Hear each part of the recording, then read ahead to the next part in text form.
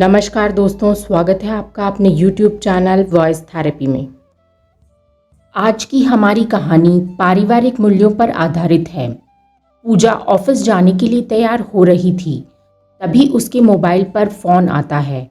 पूजा ने फ़ोन उठाया, तभी अचानक सामने से घबराई हुई आवाज़ में पापा बोले, बेटा तेरी माँ की तबीयत अचानक खराब हो गई है, तुम जल्दी आ जाओ।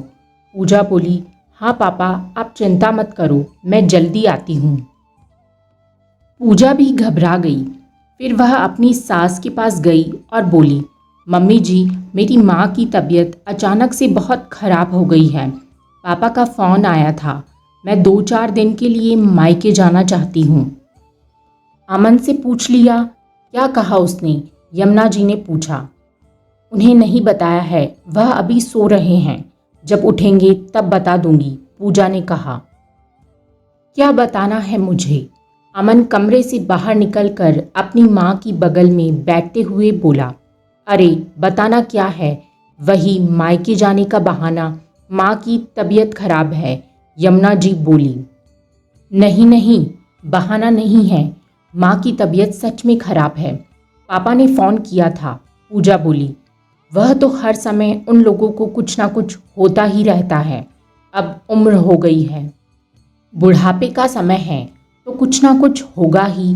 इस उम्र में संतान को माता पिता के साथ होना चाहिए, पर वह लोग भी क्या करें, उनकी संतान तो उन्हें छोड़कर विदेश में बैठी है।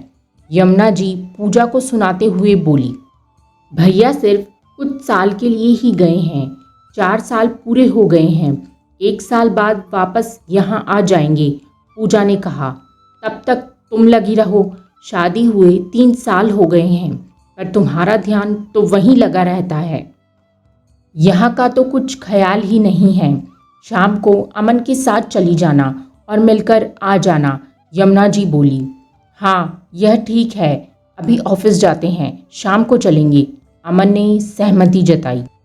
लेकिन पापा बहुत घबराए हुए थे। मैं अभी जाना चाहती हूँ, हो सकता है माँ को हॉस्पिटल ले जाना पड़े, पूजा घबराते हुए बोली। और तुम्हारा ऑफिस? अमन ने पूछा। मैं अभी 2 दिन की छुट्टी ले लूँगी और फिर देखूँगी आगे क्या करना है, ज़रूरत होगी तो छुट्टी बढ़ा लूँगी, पूजा बोली। लेकिन यहाँ का क्या, मेरे पैरों में दर्द बढ़ा हुआ है, मेरी तबीयत भी कुछ ठीक नहीं लग रही है, यमुना जी झट से बोली। आपको परेशान होने की कोई ज़रूरत नहीं है माँ, काम वाली और खाना बनाने वाली दोनों अभी आती होंगी, मैं उन्हें अच्छे से समझा दूंगी, आपको परेशानी नहीं होगी, वह लोग सब कुछ अच्छे से करके आपको भी देख लेंगे, आपको कोई काम नहीं करना पड़ेगा। वह सब तो ठीक है, पर रहने की कोई ज़रूरत नहीं है, देखकर आ जाना, रुकना मत, यमुना जी बोली। अभी तो मैं गई भी नहीं हूँ, पहले जाकर देखूँ तो सही कैसी तबीयत है, तबीयत खराब होगी तभी रहूँगी। आप इतना परेशान क्यों हो रही हैं? पूजा को भी गुस्सा आ गया, वह जोर से बोली। एक तो वह परेशान थी माँ की तबीयत को लेकर, और यहाँ इतनी बहस। पूजा, यह क्या तरीका है माँ से बात करने का? अमन बोला। मैंने ऐसा क्या कहा? पूजा ने पूछा। अरे इसे कुछ मत कहो, यह नहीं समझेगी, अपने मायके वालों के आगे इसे कुछ दिखता नहीं, यमुना जी ने ताना मारा। मम्मी जी, आप भी तो माँ हैं, आपको कुछ होता है तो क्या हम लोग आपको छोड़ देते हैं? आपकी अच्छी तरह देखभाल करती हूँ ना, फिर अपनी माँ को क्यों छोड़ दूँ? पूजा ने गुस्से में कहा। फिर अमन बोला, ऐसा क्यों बोल रही हो? यह मेरी माँ हैं, इनका सदा सम्मान करो। आज मैं जो भी हूँ माँ की बदौलत ही हूँ, पापा का तो बचपन में ही देहांत हो गया था, माँ ने ही इतनी अच्छी तरह पालन पोषण किया, पढ़ाया लिखाया है, तभी मैं आज इतनी अच्छी ज़िंदगी बिता रहा हूँ। मेरी ज़िंदगी में मेरी माँ का बहुत महत्व है और मेरा फ़र्ज़ है कि मैं अपनी माँ का ज़िंदगी भर पूरा पूरा ध्यान रखूँ। हम माँ के लिए जो भी करते हैं वह हमारा कर्तव्य है, हम जो भी करते हैं उनकी संतान होने के नाते करते हैं। कोई एहसान नहीं करते उन पर। तुम्हें भी हमेशा इस बात का ध्यान रखना है, समझी? अमन गुस्से में उठ खड़ा हुआ। कमरे का वातावरण तनाव से भर गया। अरे यह क्या समझेगी? मायके में संस्कार, व्यवहार, रिश्तों का महत्व सिखाया गया हो तब ना। यमुना जी बोली। नहीं मम्मी जी, समझ गई।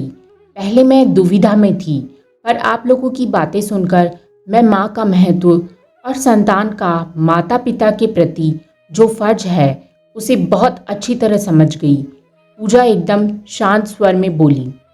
अमन, मैं माँ के प्रति तुम्हारे विचार जानकर बहुत खुश हूँ, पर जो बातें तुमने अपनी माँ के लिए कहीं, वह सभी बातें मेरी माँ पर भी तो लागू होती हैं। मेरी माँ ने भी मेरे लिए वह सब किया है जो तुम्हारी माँ ने तुम्हारे लिए किया है। तुम्हारे मन में तुम्हारी माँ के प्रति जो भाव हैं, मेरे मन में मेरी माँ के प्रति भी वही भाव हैं।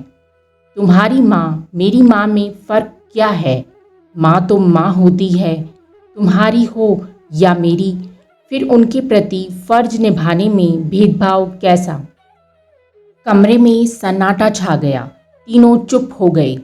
थोड़ी देर बाद पूजा बोली, मैं जा रही हूँ और जब मम्मी की तबीयत ठीक हो जाएगी तब आ जाऊंगी। आप लोग अपना ध्यान रखना, कहते हुए कमरे से बाहर जाने लगी। रुको पूजा, मैं भी तुम्हारे साथ आता हूँ। अमन ने यह कहते हुए माँ की ओर देखा। माँ ने हाँ में सिर हिलाकर अपनी स्वीकृति प्रदान कर दी। कमरे का तनाव खत्म हो गया था। अमन पूजा के पीछे गया और पूजा से माफ़ी मांगी। पूजा, मैं भूल गया था, मुझे माफ़ कर दो। पूजा ने मुस्कुरा दिया और बोली, अमन, माँ तो माँ होती है, क्या मेरी क्या तुम्हारी? अमन बोला, हाँ तुमने सही कहा, चलो जल्दी चलते हैं वरना फिर पापा का फ़ोन आ जाएगा। पूजा मुस्कुरा दी और दोनों चले गए। दोस्तों, आपको यह कहानी कैसी लगी कमेंट सेक्शन में हमें ज़रूर बताइएगा। ऐसी ही मज़ेदार कहानियाँ सुनने के लिए चैनल को सब्सक्राइब कीजिए। फिर मिलते हैं एक नई कहानी के साथ, तब तक के लिए जय हिंद।